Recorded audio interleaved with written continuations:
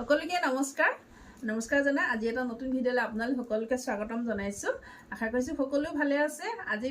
আজি এটা আপডেট লৈ আহিছোঁ, কিয়নো মই আজি গৈ আছোঁ নাজিৰালৈ আৰু অহাকালি যাম শিৱসাগৰ দুদিন থকা হ'ব। গতিকে সেইটোৱে আপোনালোকৰ ওচৰত জনাব আহিলোঁ আৰু খুব ভাল লাগিছে।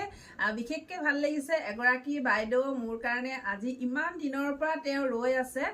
আজি বিহুৰ আগৰ পৰা মোৰ কাৰণে ৰৈ আছে। মই আজি যাম কালি যাম কৈ যাব পৰা নাই আৰু এতিয়া যাব ওলাইছোঁ আৰু বিশেষকৈ সেই সময়টো আহি পালেহি। অহাকালি বাইদেউক লগ পাম, আপোনালোকক নিশ্চয় দেখাম কোনগৰাকী বাইদেউ ইমান দিনৰ পৰা মোৰ কাৰণে ৰৈ আছিলে আৰু তেওঁলোকৰো ভায়েক বোৱাৰীয়েক মাক তেওঁলোকৰ ঘৰৰ পৰিয়ালখিনি মোৰ কাৰণে ৰৈ আছে মোৰ হাতৰ পৰা ছেশ্যন ল'বলৈ।